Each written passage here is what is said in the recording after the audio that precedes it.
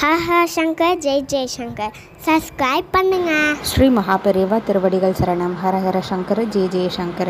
முருகப்பெருமான் அப்படின்னாலே நோய், கடன், எதிரி, திருமண தடை, குழந்தை பேரு, பணப்பிரச்சனை, சகோதரர்களுக்கு இடையில் இருக்கக்கூடிய பிரச்சனை, கணவன் மனைவிக்கு எல்லாம் ஒற்றுமை குறைவாக இருக்குது, வருமானம் சரியாக வரமாட்டேங்குது, பதவி உயர்வு கிடைக்கல, வாழ்க்கையில் அடுத்த கட்டத்துக்கு முன்னேற முடியல, இந்த மாதிரி எல்லா விதமான பிரச்சனைகளுக்கும் முருகப்பெருமான் வழிபாடு கை கொடுக்கும். முருகப்பெருமானுக்கு நிறைய விரதங்கள் இருந்தாலும் சஷ்டி விரதம் அப்படின்றது ரொம்ப சிறப்பான விரதம். இந்த நாள் அன்னைக்கு நீங்கள் விரதம் இருந்து முருகப்பெருமானை வழிபாடு பண்ணுறது மூலயமா நான் மேல் சொன்ன பலன்கள் எல்லாமே உங்களுக்கு கிடைக்கும்.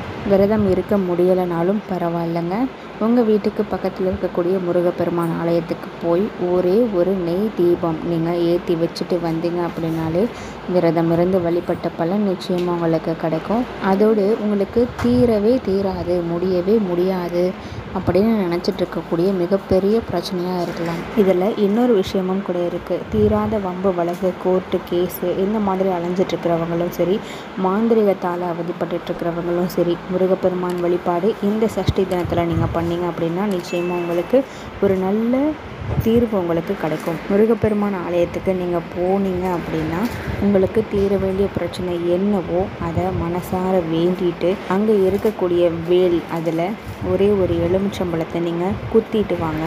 முருகப்பெருமான் அப்படின்னாலே வேல், வேல் அப்படின்னாலே முருகப்பெருமான். வேலும் மயிலும் துணை, வேலும் மயிலும் துணை, இந்த ஒரு வாசகத்தை இந்த நாள் முழுக்க நீங்கள் சொல்லிக்கிட்டே இருக்கலாம். உங்களுடைய கஷ்டங்கள் எல்லாமே தவிடுபொடி ஆகும். ஹரஹர சங்கர ஜெய ஜெய சங்கர.